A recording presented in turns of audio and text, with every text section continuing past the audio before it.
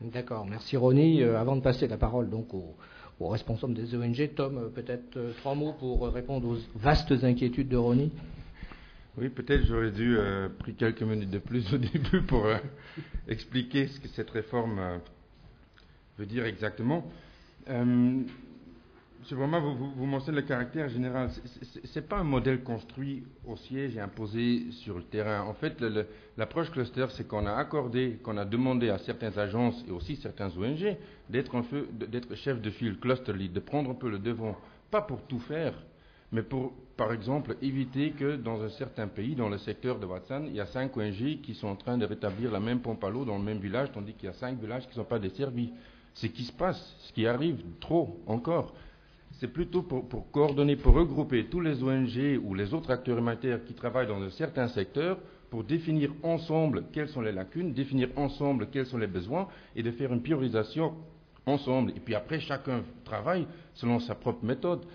Ça ne touche pas à l'indépendance des ONG. Parce que si c'était le cas, je ne peux pas m'imaginer qu'il y a certaines ONG dans la salle qui font partie des clusters. Je ne peux pas m'imaginer que toutes ces ONG ont délibérément rendu leur indépendance dans les mains d'un système qui est coordonné par l'ONU. Il y a Save the Children qui est par exemple le co-cluster lead pour éducation. Il y a Merlin qui est co-cluster lead pour health. Et même sur le terrain, il n'y a pas un cluster pour chaque secteur. Il y a des pays où il y a 3 clusters, il y a des pays où il y en a 11. Ce sont les acteurs sur le terrain qui décident. Ça, c'est une lacune pour laquelle il y a un manque de coordination. On organise le cluster et puis eux, ils décident qui sera le chef de file. Ça ne veut pas dire que c'est lui qui doit tout faire, mais ce sont eux qui décident. Et les cluster leads sur le terrain ne sont pas forcément les mêmes que les cluster leads au niveau global. Donc, ce n'est pas qu'une activité est accordée à une ONG en ne laissant pas les autres la possibilité d'interférer. Puis, en ce qui concerne le financement, il y a certaines choses qui ont changé depuis la réforme humanitaire, mais ce n'est pas que l'argent est canalisé par les clusters. Il y a encore toujours le Consolidated Appeal Process, il y a encore toujours des flash appeals. Ça n'a rien à voir avec les clusters. Ce qu'on essaye maintenant, c'est aussi dans ces documents-là de refléter un peu, de faire les appels pour des fonds, de mettre toutes les activités des acteurs indépendants un peu dans l'ordre, un peu de présenter ça de manière un peu plus cohérente. La seule chose qui est nouveau, c'est le Fonds central de réponse d'urgence. Et ça, c'est quelque chose qui est seulement accessible pour les agences Nations Unies. Et là, c'est une critique qui est très fondée, parce que la première chose que John Holmes, quand il a remplacé Yann Egland, la première chose qu'il demandait, c'est comment ça se fait que les ONG n'ont pas accès. Alors, ce qu'on a mis en place depuis, ce sont des fonds communs humanitaires et des fonds de réponse d'urgence au niveau pays qui sont, par préférence, ouverts à des ONG, mais pas le SURF, comme on dit. Donc là, c'est une critique fondée, mais tous les autres systèmes de financement restent sur place et les clusters ne touchent pas à ça. Donc, peut-être ça serait intéressant un peu plus tard dans le débat de demander aux ONG qui font partie des clusters s'ils ont vraiment l'impression qu'ils ont rendu leur indépendance et qu'ils font ce que l'ONU dit. Je ne pense pas que c'est le cas.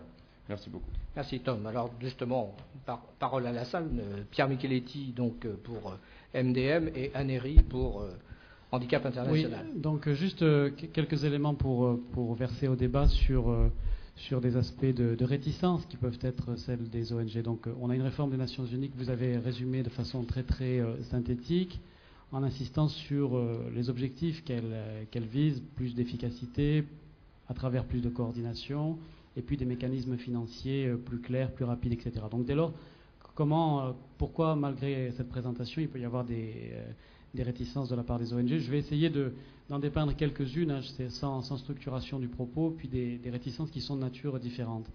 Et j'ai envie de dire que la première, avant de rentrer dans la mécanique même de la réforme que vous avez esquissée, c'est d'abord une question de principe. C'est la question du principe d'un affichage plus ou moins ostentatoire de la part des ONG avec le système des Nations Unies sur le terrain. C'est que, avant même de discuter des modalités que vous proposez dans cette réforme, il y a le fait de savoir si on veut cet affichage ou si on veut un renforcement de cet affichage ou pas. Dans des contextes où, quelquefois, la fréquentation des Nations Unies peut s'avérer en termes de perception, avec son corollaire en termes de sécurité, pas du tout neutre.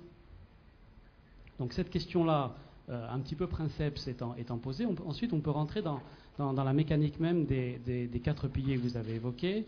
Moi, je voudrais pointer au moins 2 difficultés ou 2 éléments de réticence qu'on essaye d'observer à Médecins du Monde, même si par ailleurs on est plutôt dans une logique d'observateur actif de tout ça.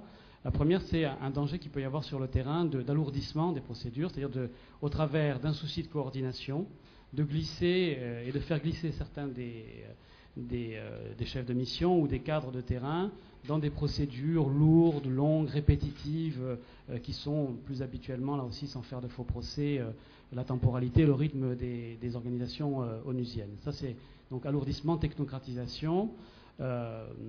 Deuxièmement, et peut-être dernière des principales réticences que je voudrais exprimer, c'est autour de la question de l'indépendance, justement, le fait que dans le fonctionnement habituel des Nations Unies, votre présence sur le terrain est quand même dans une certaine mesure se fait dans une concertation avec les gouvernements des pays hôtes, et que être soi-même sous la coordination d'une institution onusienne qui serait dans des accords de partenariat avec des gouvernements des pays hôtes peut, dans une certaine mesure, avoir des conséquences directes sur la liberté d'intervention ou sur les modalités d'intervention qu'on peut avoir dans tel ou tel pays en fonction des sensibilités et des positions de tel ou tel gouvernement.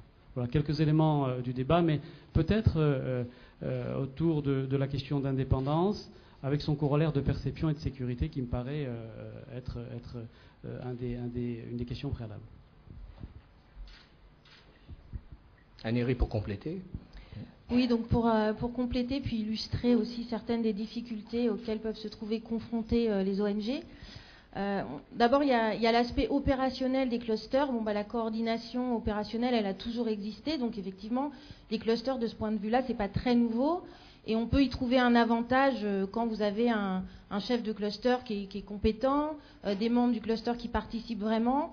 C'est vrai que nous, Handicap International, sur le terrain, on a pu y trouver un avantage, par exemple, pour essayer de mieux coordonner les acteurs et les amener à prendre mieux en compte la question des personnes handicapées, par exemple, dans une crise ou dans des situations de déplacement. C'est vrai que là, ça donnait un véritable avantage sur ces questions-là. Mais d'un autre côté, quand cette mise en œuvre systématique de la coordination, il y a des moments où le chef de file n'est pas du tout compétent et où ça ne fonctionne pas. Et malgré tout, vous êtes quand même obligé de passer par cette coordination plus qu'avant. Également, au niveau opérationnel, la coordination, elle peut être extrêmement lourde quand vous avez, par exemple au Congo, vous avez un cluster au niveau de Kinshasa, après vous avez des clusters dans les provinces, ensuite vous avez des clusters au niveau locaux. Donc en gros, tout le staff de votre ONG est employé à aller dans ces réunions de clusters, et donc ça devient un petit peu difficile de les faire effectivement travailler sur les projets. Voilà. Ensuite, au niveau financier, effectivement, il y a le CERF. Le CERF, ça représente environ, je crois, 4% du financement humanitaire global, donc finalement, c'est pas énorme. Donc c'est pas tellement le CERF qui pose problème en tant que tel, c'est plus le couple infernal pool funds et CERF. Parce que là, vous avez tous les financements centralisés. Si vous voulez que votre projet soit financé, il faut absolument qu'il passe par ces fourches codines, donc qu'il soit inscrit au plan d'action humanitaire, donc que vous passiez par les clusters. Donc d'une part, ça peut prendre un temps fou, et ensuite, effectivement, là, ça vous enlève toute indépendance. Et sans compter qu'il y a aussi la question du poids des agences UN et de la part qu'elles prennent dans ces financements. Donc le CERF, on le sait, n'est accessible qu'aux agences UN. Quant au pool fund, il y a aussi les agences des Nations Unies qui en captent une bonne partie. Sans compter qu'il y a aussi ce problème philosophique qui fait qu'il y a des agences UN qui sont chefs de file des clusters et qui en même temps décident de l'allocation des fonds au sein de ce cluster, donc, alors qu'elles-mêmes peuvent être opérateurs dans le cluster. Donc là, il y a un petit conflit d'intérêts qui est un véritable problème. Voilà.